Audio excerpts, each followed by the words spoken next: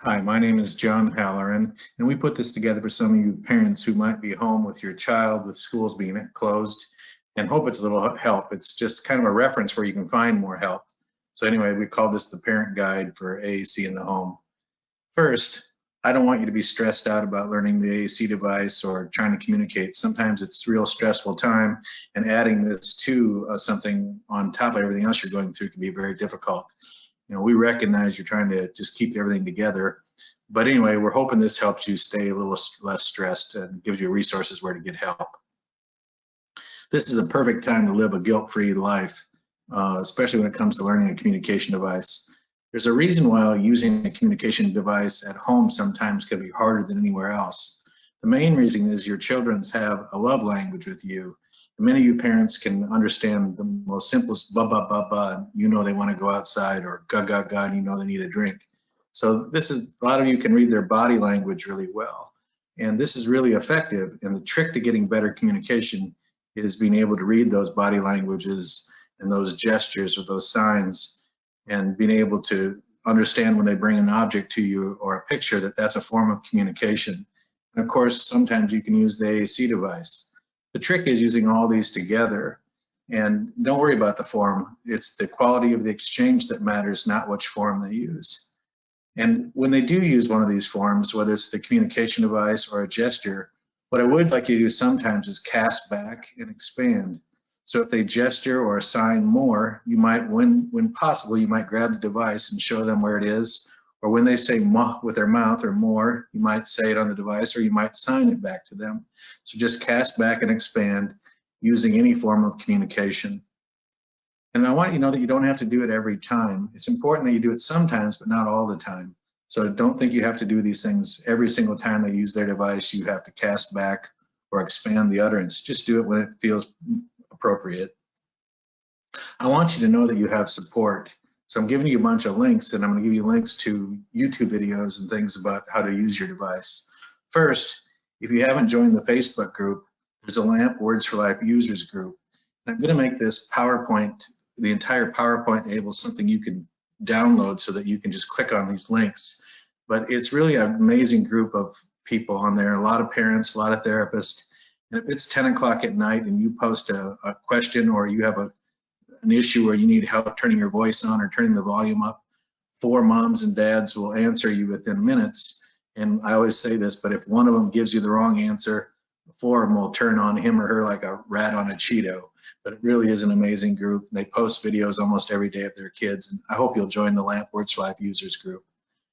And then this is a site I'm giving you where there's just helpful articles and information. There's all sorts of things at www.aacapps.com. So once you download this PowerPoint, you can just click on this spot, take you right to that support. Then I want to give you a phone number. It's really for texting. It's tech support. So you see it there, 330-390-4119. Then if you're using the app, you can also go to support@aacapps.com, and you can ask for support there too. Now, if you're using an accent or a Prio, I just wanted to give you the understanding where you find your support number. If you go on the back of that device, you'll find there's a 1-800 number on there for support, and that really is great support. And the last thing I want to give you is I want to make sure if you don't know your PRC consultant, I want to give you a link where you can click, and then you can just put in your zip code, and you can figure out it'll tell you and give you the contact information for your local PRC consultant. They are an amazing, dedicated group of therapists, teachers, and people who support you that have AAC experience and knowledge, and they're there to help you. So if you don't know who that person is, there's your link to them. Again, I can't stress it enough how much I think you'll enjoy joining the LAMP Words for Life users group. It's both full of inspiration stories and also technical support. The main thing I want you to do in this period of time while you're off is keep it fun.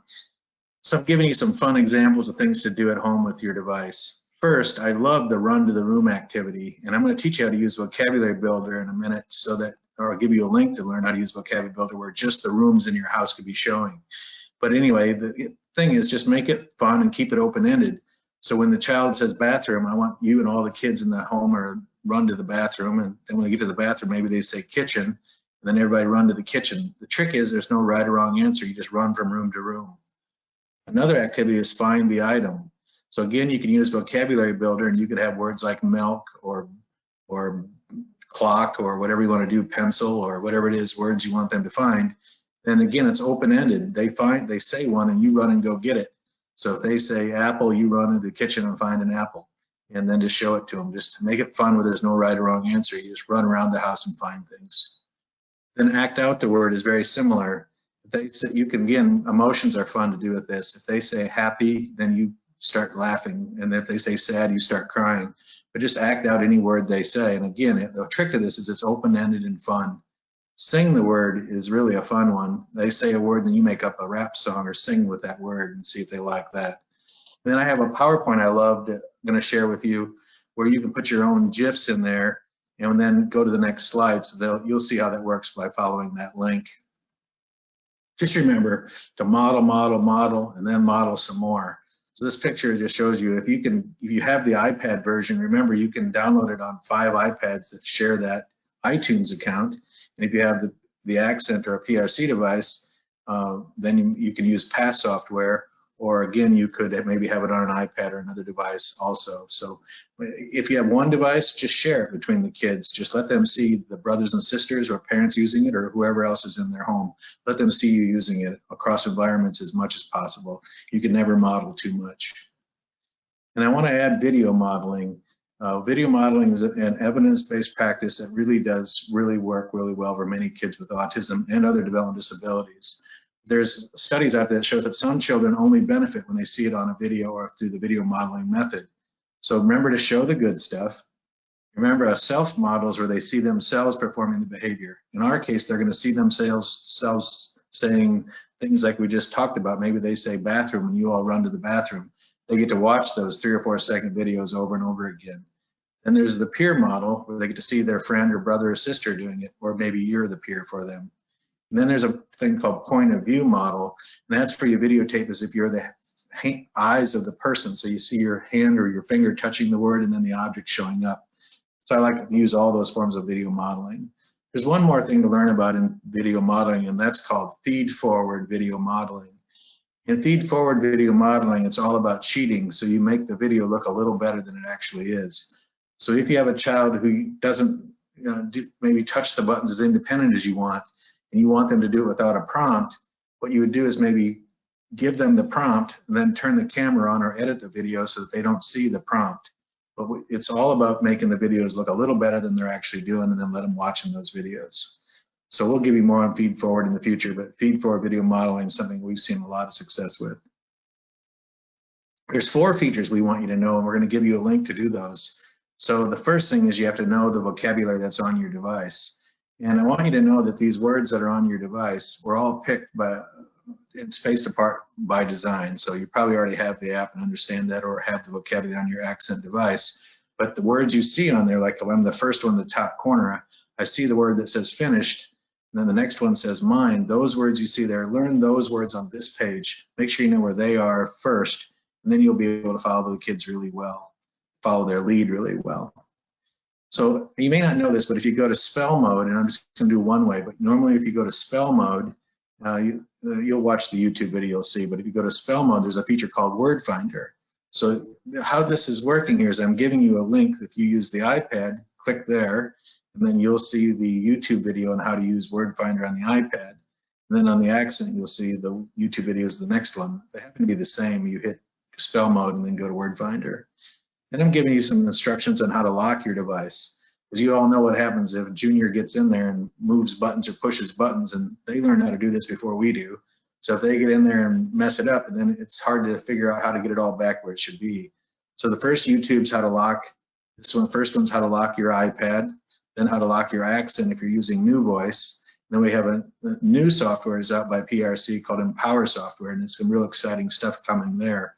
So if you have the Accent and you have Empower and you want to lock your toolbox, then that's how to do it. And the next thing is one of our very favorite features is called Vocabulary Builder. So if you click on the iPad link for how to use Vocabulary Builder, you'll learn how to do that. Then just, of course, you see the next one is for the Accent, and the third one's for the Accent Empower software.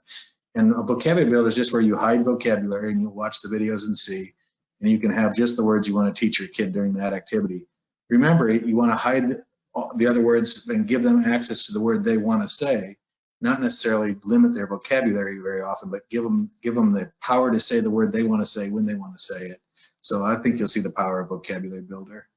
And then we're teaching you how to add new words. And again, these are the different ways on different platforms that you add new words. And the next thing I'm giving you is a link to cheat sheets. So if you're using the iPad, there's a link to that cheat sheet, Accent, and then Accent and Power software. So this will give you a written format, a lot more information on those quick reference guides. They're really done well. The people that put those together are really gifted. I want to show you how to find trainings. We realized this time some of our regular trainings, we go out and do live trainings, are not going to be able to happen for the next month or so. We hope it's less, but we know we've had to cancel some already. So we're adding new online trainings. So the first link you can touch will take you to some, and then the second one was we're adding, there'll probably be at least 2 trainings or more a week being added. So the future trainings, if you click on that next link at aacandautism.com, you'll be able to see a link to the new trainings. So stay safe. We all need to keep our chin up and stay safe.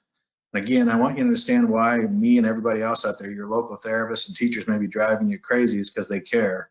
And they care about your kids. So sometimes when we care, we want you to do things. We might be sending you PowerPoint books or trying to schedule therapy and stuff, and you're just stressed out at this time. And I just want you to know that they're all there because they care.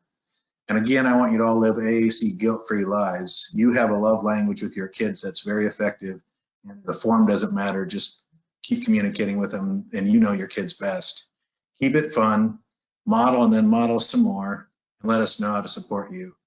So I just want to thank you for helping us learn. And I always say this, but sharing is caring. And when you share your videos and you share your success stories and your struggles, we get better. So here's how to reach us. And again, we really do appreciate you, and I hope you find this helpful. We'll be posting this video on our Facebook group and helping people share it. And then the second thing we're going to do is share this actual PowerPoint so you can download that. Again, if we can help you, give us an email. Thank you. Bye.